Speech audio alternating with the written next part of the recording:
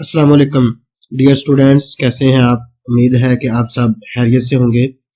आज की video CS 602 fall 2023 है, जिसमें जो है वो हम इस क्वेश्चन को, इस असाइनमेंट को डिटेल के साथ डिस्कस करते हैं कि हमारा जो है वो सोल्यूशन कैसे बनना है। तो ऐसे तमाम व्यूवर्स, ऐसे तमाम स्टूडेंट्स जो हमारे चैनल पे नए हैं वो इसको लाजमी जो है वो सब्सक्राइब कर लीजिएगा। हमारी कोशिश होती है कि आपको तमाम का तमाम जो है वो यूनिक सोल्यूशन जो है वो दिया जाए। वो कुछ हम मेहनत बहुत करते हैं आपके लिए। असाइनमेंट्स को पहले हमने जो है वो स्टडी आउट करना होता है, फिर रिसर्च करके इसका जो है ना वो करेक्ट जो इसका सोल्यूशन होता है वो फाइंड करके लिखना होता है। तो आप सब से जो है ना वो गुजारिश यही है कि हमारी मेहनत जो इतनी ज़्यादा होती है, तो आप इसको जो है ना वो थोड़ा सा जो है ना वो इसको सब्सक्राइब लाजम कर लीजिएगा। तो आपसे यही गुजारिश है कि जितने भी व्यूवर्स हों वो लाजमी जो है वो इसको जो है वो सब्सक्राइब कर लीजिएगा, ताकि जो है ना वो आपके नेक्स्ट असाइनमेंट की वीडियो जो है वो आप तक लाजमी पहुंच सके। और दूसरा ये है कि इसमें जो है वो हमारी भी थोड़ी सी दिलजई हो जाती है कि हम आपके लिए जो है ना वो इतना वर्कआउट करते हैं, उसका जो है ना वो हमें भी कुछ इन रिटर्न जो है वो आपसे मिल रहा होता है।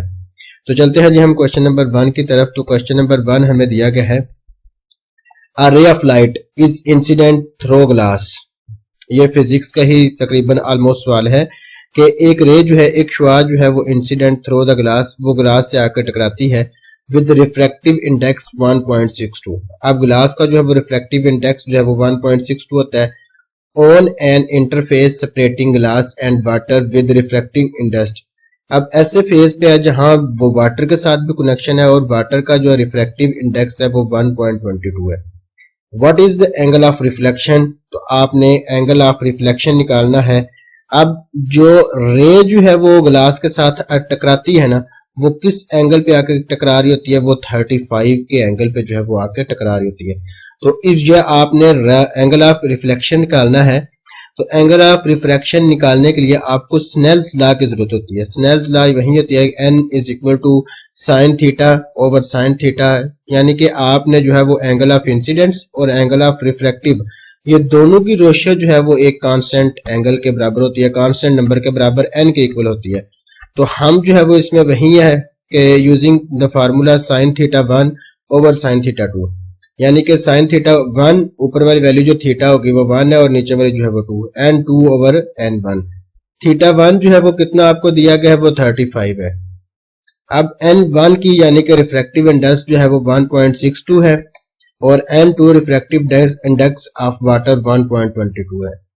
अब क्या है जी, sine theta 2 sine theta 1 N1 over N2, यानी इसके अंदर जो है वो वैल्यूज आपने पुट करनी है। वैल्यूज पुट करने के बाद sine theta 2 is equal to sine theta 1 जो है वो ऊपर इसकी वैल्यू यानी ओवर के ऊपर जो है वो sine 35 multiply by 1.62 divided by 1.22। अब इन दोनों की वैल्यू को जो है वो आप साइन 35 लें, उसको मल्टीप्लाई कर दें 1.62 के साथ, तो डिवाइड करें 1.22 के साथ, तो आपकी टोटल वैल्यू जो है वो बनेगी ये वाली। तो आप इसको जो है ना वो साइन को दूसरी तरफ लेके आएंगे, तो इसको आर्क जो है वो साइन कहा जाता है, साइन इनवर्स। तो साइन इनवर्स जब आप लेंगे तो साइन और साइन इनवर्स जो है वो आपका कट जाएगा, और कटने के बाद जो आपकी वैल्यू आएगी वो आपकी आएगी 34.08 जो है वो इसकी वैल्यू आएगी एंगल ऑफ रिफ्लेक्शन के साथ।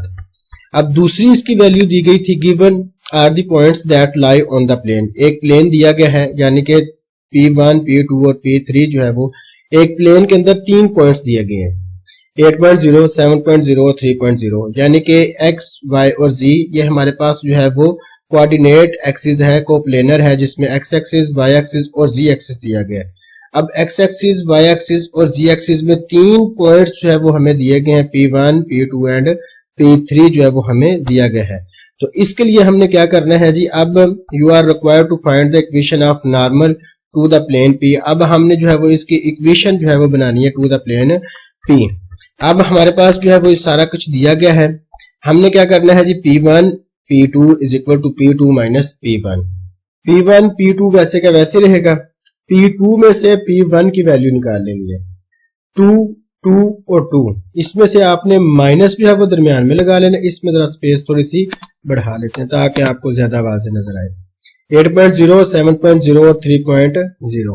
अब क्या करना है हमने जी, इसको जो है हमने माइनस किया, एक्स वाली अमाउंट में से एक्स निकालना है, वाई वाली अमाउंट में से वाई निकालना है और जी वाली अमाउंट में से जी निकालना है। तो ये वैल्यूज निकालने के बाद हमारे पास आ जाएगा -6, -5 और -1। अब P1 P3 निकालना है तो वैसे ही P3 माइनस P1 कर लेना है। P3 की वैल्यू 6 और 4 थी और P1 की वैल्यू जो है वो आपके पास आ जाती है 8.0, 7.0 और 3.0। अब x वाली वैल्यू में से x निकालना है, y वाली वैल्यू में से y निकालना है और z वाली वैल्यू में से z निकालना है। अब इन सब को हम माइनस करेंगे तो माइनस करने के बाद -2, -1 एंड 1 आ जाएगा। तो ये आपके पास P1 और P3 की जो है ना वो वैल्यू आ जाती है। अब n is equal to P1 P2 multiply by P1 P3 i j और k। i j k जो है वो हमारे पास तीनों प्लेन के जो है ना वो कोऑर्डिनेट एक्सिस है हमारे पास। अब इन सब को जो है वो हमने आपस में मल्टीप्लाई करना है। i के लिए क्या करना है जी P1 P2 y, फिर इसको मल्टीप्लाई करना है P1 P3 dot z minus जो है वो इसके साथ j के लिए भी हमने करना है और k के लिए भी। i j और k जो है वो हमारे पास कौन से होते हैं जी, ये तीनों x एक्सिस के लिए है, यानी x के लिए i है, y के लिए j है और z के लिए जो है वो k है। अब जो है वो वैल्यूज अब इनकी पुट की, i is equal to -5 multiply by 1 -1 multiply by, इसकी वैल्यू जो है वो पुट करने के बाद यानी कि P1 P2 की जो आई थी वो 5, j के लिए 6 और k के लिए हमारे पास 2 आ जाता है। तो क्रॉस प्रोडक्ट हमने लिया, तो क्रॉस प्रोडक्ट लेने के बाद 5, 6 और 2 जो है वो हमारे पास x, y और z की वैल्यू आ जाती है। अब this equation of plane can be written, अब इक्वेशन ऑफ प्लेन जो है वो कैसे लिखी जाती है, ax plus by plus cz plus d is equal to 0। A B C जो है वो आपके पास नॉर्मल वेक्टर है, वो कौन से है जी, वो जो है हमारे पास स्केलर होते हैं। अब क्या करना है जी, हमने डी जो है वो निकालना है, क्योंकि हमारे पास डी जो है वो नहीं है, बाकी हमारे पास सारा कुछ फाइंड हो गया। अब हमने डी जो है वो निकालना था। डी हमने कैसे निकालेंगे जी, हमारे पास सारी इसकी वैल्यू ए एक्स बी एक्स और सी जी के जो है ना वैल्यू पुट की, प्लस डी जैसा है वैसे का वैसे। 5 और 8 40, 42 और 6 प्लस डी। अब ये सारी इधर प्लस की हैं, दूसरी तरफ जाके माइनस हो जाएंगी। तो माइनस होने के बाद d इज इक्वल टू -88। तो therefore the equation of plane 5x plus 6y plus 2z minus 88 is equal to 0। तो अब हमारे पास जो है इसकी वैल्यू क्या आ जाएगी, so the scalar vector d in the equation of plane is equal to -88। तो ये हमारे पास जो है वो असाइनमेंट थी, असाइनमेंट 602 की। इसको जो है वो हमने डिटेल के साथ जो है वो डिस्कस किया है। तो आप सबसे जो है वो गुजारिश यही है कि आप इसको जो है वो लाजमी सब्सक्राइब कर लीजिएगा। जितने भी सब्सक्राइबर हों उनसे गुजारिश है कि हमारे जो है ना वो इसको व्यूवर्स जो है वो इसको सब्सक्राइब लाजम कर लीजिएगा, ताकि इंशाल्लाह नेक्स्ट आने वाली असाइनमेंट की वीडियो आप तक जल्द से जल्द पहुंच सके।